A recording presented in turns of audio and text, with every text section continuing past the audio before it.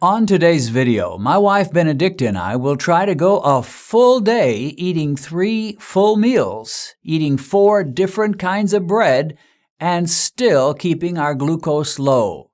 Can it be done? Is it even possible?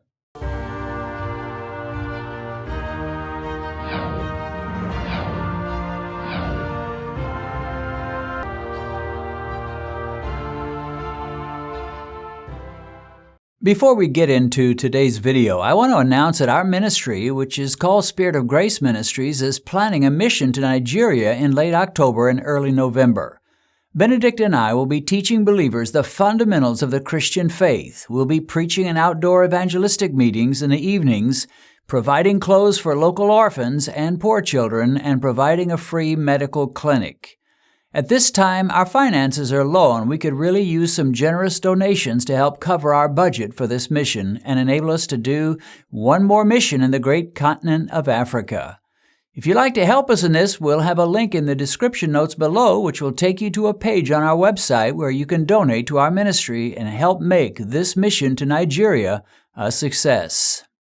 Well, this is the beginning of our 4, count them, 1, 2, 3, 4 bread days. How about that? Marvelous. We are, when I was a kid, I'm going to ramble a little bit, but I'll get to the point in a minute if you can put up with it. When I was a kid, the big thing was not cell phones, it was not laptops, it was not computers. You know what it was? What? It was transistor radios. Okay. Transistor radios. Yeah. And I was so proud of mine when they came out. You know, for a while, you just had these big box radios. Mm-hmm. Got a transistor radio. And I did 2 things with my transistor that I love to listen to. Okay. Number 1, I listened to Cardinal baseball games in St. Louis. I lived in the St. Louis area. Mm-hmm. And I used to love those Cardinal baseball games. This was around 63, 64. You don't remember 1963 and 64 very well, do you? That sounds like way back when.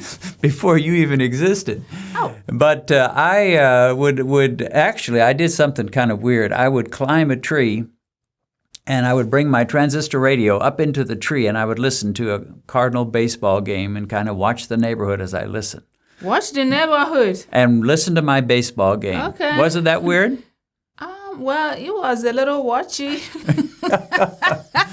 Now, the other thing I did with it was listen to music, and in those days, rock and roll was just really gaining steam. And so there was a group called 3 Dog Night. Probably never heard of them. No. 3 Dog Night. Some of you watching us have heard of 3 Dog Night. Some of you younger people have not.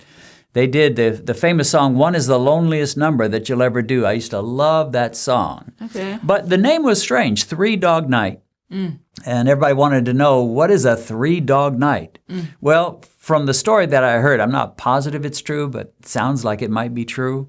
These people way up in the northern Arctic where it snows and everything's frozen, they would go exploring. And they would go with dog sleds and dogs pulling their sleds. And at night, if it got cold, you would bring one of your dogs in to sleep with you, and the dog would kind of warm you up and keep you warm at night.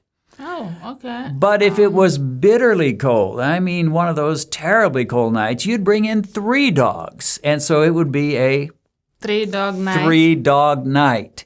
And that meant, man, this is the worst of all. Okay. Well, this is the worst of all. We're having a 4 bread day. We've got some bread here with our breakfast. We're going to have lunch, and we're going to have more bread. We're going to have supper, and we're going to have more bread. More bread. More bread. So. Why? That's the question. That's the perfect question. Why? Why would we do this? Well, you're going to have to wait to the end of the video, and I'm going to explain why. But here's the thing. You know, most of the time when we come on and do these tests, mm-hmm. we make our blood sugar skyrocket. We send it up high. Today. We don't send it up. The food we eat, send it up. Right. But by eating those foods, it sends it up. Okay. Today, even though we're going to eat 4 slices of bread, or not 4 slices, but 3 slices plus one other form of bread, 4 breads, I don't think our blood sugar is going to go very high. You don't think? Now, as Monk would say, I could be wrong, but I'm not. Yeah. Well, I won't go quite that far. I've had enough surprises that sometimes I am wrong. So I'll just say this. I could be wrong, but I don't think I am. I think we're going to get by with eating 4 bread items throughout the day and still keep good blood glucose. That would be way too good. We shall see how this will work out. I don't know, but I've never tried it.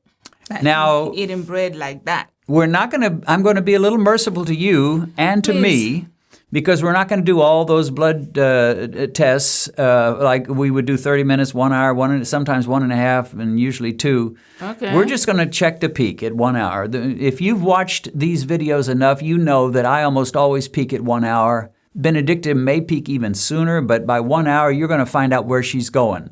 So there's really not a whole lot of reason to go to 2 hours, especially when we're doing an all-day thing. I just don't have the time, the patience, or the willingness to do all those tests throughout this day. So we're going to do a pre-test, which we did. You were at 93. 93. I was at 95. We were, again, very close. I know. And so we'll do a 1 hour test after breakfast. We'll eat lunch. We'll do a 1 hour test after lunch. We'll have dinner, 1 hour test after dinner. And we'll come back with a summary and let you know how we did. Again, what we're trying to do is slip in 4 bread items and still keep blood glucose low. Some of you say, well, why would you even do that? Why not just give up on bread altogether? Well, I'll talk about that as well at the latter part of this video. So if you'll excuse us right now, we're going to have our eggs, our bacon, our bread, and we even put some jelly on it, although it's sugar-free jelly. So, typical American. You don't get more American than this, do you? No, this is real American breakfast. Eggs, bacon, and toast. Yeah. And again, unless I miss my guess, this is not going to be a major problem for our blood glucose. Anyway, we'll see you back around lunchtime, and then we won't reveal the secrets of what happened until the end. Well, folks, nobody can say that you don't see some things that are unique and have never happened in the history of the earth before, or at least in your history, my love. It has happened a lot. It has not happened at all for you, and that is Benedicta Pollock. True confessions here, so get ready for a shocker. Benedicta Pollock has never, not once in her entire life, eaten a bacon, lettuce, and tomato sandwich. Now, am I telling the truth or not? Yeah, you're right. You're right. I admit that. So, we're going to have a sandwich. I said today's going to be a 4-bread day. We had a piece of toast for breakfast. We're going to have 2 pieces, a regular sandwich, which I almost never do.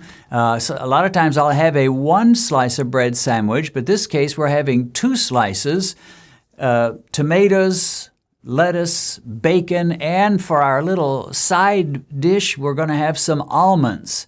So, can we do it? The question is, can we do it and keep our blood glucose from skyrocketing? Can we keep it at a decent level? Is it possible? Is it even possible to eat a sandwich and keep your blood sugar down? I think it's possible because the one we did in the morning, the morning breakfast you was can't good. tell. You can't. I can't You're giving away a secret. Oh, my gosh. The shame of it. The shame of it. Sorry. We're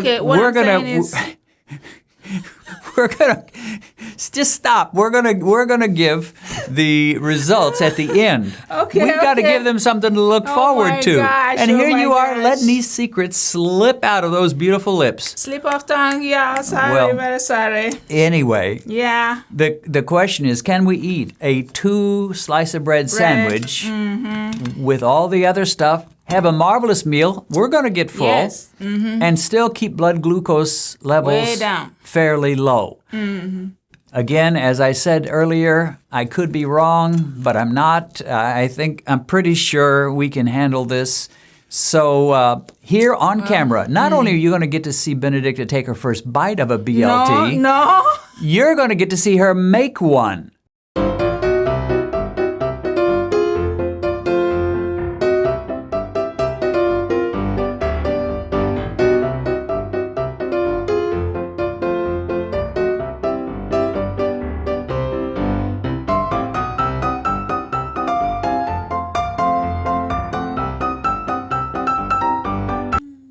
and pick it up and show the world what an amazing BLT you've made, the very first one you've ever made in your entire life. This is the Pollock's lunch sandwich. Like, fix your own lunch, y'all. It's amazing. Yeah. Make sure you take a bite where there's some good bacon in there, because it's not the same if you're just tasting the tomato and the lettuce. Okay, right there is where I'm biting. And there you go. Take the biggest bite you can possibly take.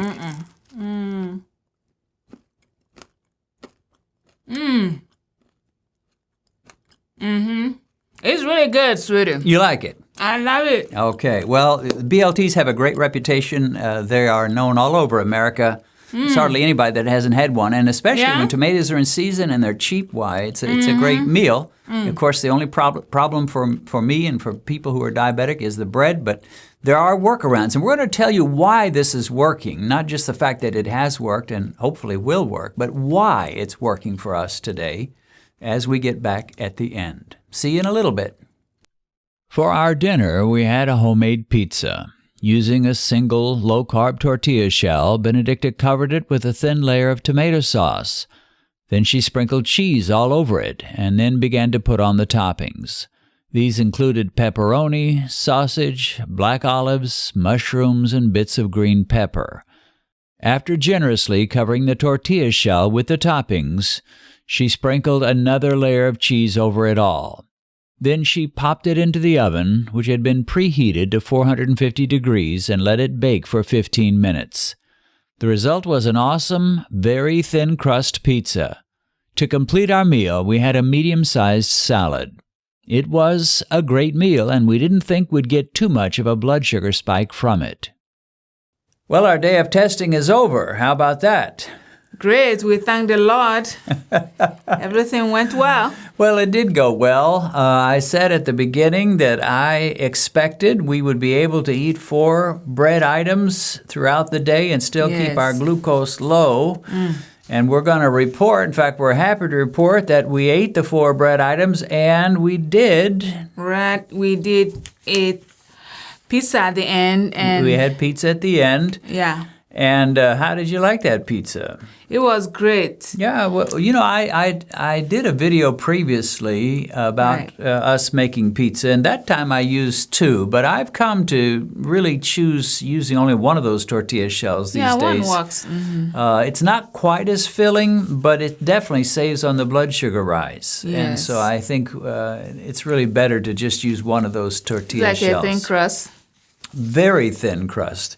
I mean, it's the thinnest crust you could imagine, but we made up for it by heaping a lot of stuff on that pizza. Well, the meat and the veggies and the cheese, I mean, it was pretty loaded for that little scrawny, thin crust. I know. But it worked out just fine. Well, let's go over our tests. Breakfast, you sort of gave it away earlier when you mentioned that it went well. I didn't really say everything. I just, tried to give a hint. You started giving a hint. Well, let's talk about the pre-meal for breakfast. Pre-meal, you were at what? I was at 93. 93. I was at 95, and we were very close. And the 1-hour post-meal test, which means 1 hour after we finished eating our breakfast, which was eggs, bacon, and toast, with some sugar-free jelly on it. Was good. So 1 hour afterwards, you scored what? 95. So you just went from a 93 to a 95. That's like a 2-point bump. Just put 2 points. What? Now, guess what? I just went 2 points as well. I started at 95. I went to 97. Great. So we both had a rise of 2 little scrawny, tiny, pathetic points, which is a great hallelujah. High five. I think I'll give that food a check, kind of check. Diabetic friendly, right? Diabetic friendly. Okay. Now let's talk about lunch. That was the big mama because we had 2 slices of bread. And I hardly ever will do that. But I wanted to kind of make a point today. And the point was that with the right kind of bread, you can get away with it. I'm not saying you should always do that. No, we don't do it all the time. No, we don't. So at lunchtime, your pre-meal test was what? 90. And mine was 86. I was actually lower than you, amazingly. Yeah. But 1 hour after eating that big old sandwich, and that was filling, wasn't it? It was filling and, good and big. We had the almonds as well. In fact, we couldn't even quite eat all of our almonds that we put in our bowl. Half of the almond. So a filling lunch. Yeah. And you went from 90 to what? 106. 106. Which was good. Yeah. When you peak at 106, and we've tested ourselves and know that this is around when we peak. An hour with her, sometimes even less than an hour. With me, an hour. So it's all downhill after this, and it's not so interesting to me. My big thing is to know when did I peak and how much did I peak? How much did I spike? Right. So you went to 106 from 90 with that same lunch. Mm-hmm. I went from 86 to 106, the exact same score as you had. So we're just kind of following neck and neck throughout this day. I know. And supper wasn't much different. The pizza, and we had a nice salad. Mm-hmm. So it's not like we went hungry. I didn't walk away from that meal feeling like, man, I barely ate anything. I felt relatively full. It was good. Maybe not totally stuffed, but full. Your pre-meal was? 88. 88. Mine was 83. I'm very pleased when I get these numbers in the 80s for a pre-meal test or a morning test, fasting glucose. So I seem to be doing better. I think it's because of some of the intermittent fasting I've been doing a little more and watching the carbs a little more. So you started at 88. You ended 1 hour after that pizza and that salad at? 121. Yeah. So that was your highest peak. Highest peak. But 121 is not much at all. I mean, it's quite good. From 88 to 121 is good. There's nothing wrong. It's not like you want to prevent a peak altogether and just stay at the exact same number. Almost nobody can do that, nor would that even be a desirable goal. Mm-mm. But what you don't want is to jump into the 150s, 160s, 180s, 200s, 250s like some do. So 400. We did well with that one tortilla shell pizza and all the stuff we put on it and the salad. Right. We used salad dressing. It was what kind of salad dressing? That was ranch. Ranch salad dressing, and it was a low-carb ranch. I started at 83. I peaked at 119. So again, we're just, right beside each other all day long. Right. Are you becoming like me? Are you going to start growing a mustache? No, sweetie. Are you kidding me? No. Okay. So, again, she peaked at 121 with the pizza and the salad. I peaked at 119. Basically, all day long, we were running close and we were doing well. We were doing well. So many of these tests, I sacrifice my blood sugar for the sake of the test, and I eat something I know that I really wouldn't want to eat, I shouldn't eat, and yet I do eat for the sake of an experiment. Yeah. And I see it go up to 180, 200, over 200 sometimes. Mm-hmm. Today, my highest number was 119. Wow. And yours was 121. 121. Wow. Mm-hmm. And, one thing I thought about, as long as I'm eating low carb, I can keep up with you. It's okay. But if we eat high carb, he's trying so hard to keep up. Dennis, keep up. It's when we go high carb that I cannot keep up with you. Okay. That's when your superior insulin function and your superior metabolic system really goes to work, and mine can't keep up. I'm kind of like the chubby guy in a race, and the slim guy is just running. You're running around circles, and the chubby guy is just trying to keep up. Coming through. Dennis, keep up. I can't keep up with you if we eat high carb. But when we eat low carb, like we did today, even though we did have the bread, I kept up with you the whole time. So you did great. Pretty cool. Mm-hmm. And I'm going to come back in a little bit, and I will share with you just a few closing thoughts and kind of a summation of what happened and how it can apply to you. So how did we manage to keep our glucose fairly low and our spikes mild when eating 4 pieces of bread? The reason is twofold. First, we chose the bread products carefully. For the breakfast, toast, and the BLT sandwiches at lunch, we used this baby, Nature's Own double fiber bread. And I can find this in our local stores. In fact, it's the lowest carb bread in the stores around here. Now, granted, I could still get lower by ordering bread from internet places, but that gets pretty expensive. With the Nature's Own double fiber bread, it has 11 grams of carbs per slice, but 4 of those grams are fiber grams. So that just leaves only 7 net grams of carbs per slice. Now, the jelly that we used on our toast in the morning was this: Smucker's sugar-free red raspberry preserves. For every tablespoon, it has 5 grams of carbs, which seems pretty high, but 3 of those grams are fiber. So that just leaves 2 net grams of carbs per tablespoon. We used about 2 tablespoons of jelly on our toast, so this means our breakfast had a total of about 11 net grams of carbs. And I can almost always handle that many carbs and stay good. So I wasn't much worried about breakfast. For lunch, we had 2 of the bread slices, but that only made up 14 grams of net carbs. The tomatoes and almonds added a few more, but not much. Perhaps the entire lunch was around 19 grams of net carbs. Higher than the breakfast, but still I was pretty confident I could handle that many carbs. Not only did the bread have few carbs, but the fact that it had so much fiber meant that the carbs that it did have would dissolve slower and produce a milder glucose spike. For dinner, we used this low-carb tortilla. This brand lists 19 grams of carbs for 1 tortilla, but 14 of those grams are fiber carbs. So that leaves only 5 net grams of carbs. That is 5 grams of carbs that drive blood sugar for the entire tortilla. All the other items on the pizza and the salad items are fairly low carb, such as the green peppers, mushrooms, black olives, sausage, lettuce, cucumbers, carrot slices. And we used a ranch dressing on the salad that lists 2 net grams of carbs per tablespoon, which is about as low as you're going to find on your grocery store shelves. With all the ingredients on the pizza and in the salad, it would be hard for me to give you an exact carb count for that meal, but I'm going to guess the entire meal of pizza plus the salad might be around 24 net grams of carbs. Whatever the exact number, I know that my body tolerated it well, since I spiked at 119 1 hour after this meal. For the entire day of eating, we had around 54 grams of net carbs.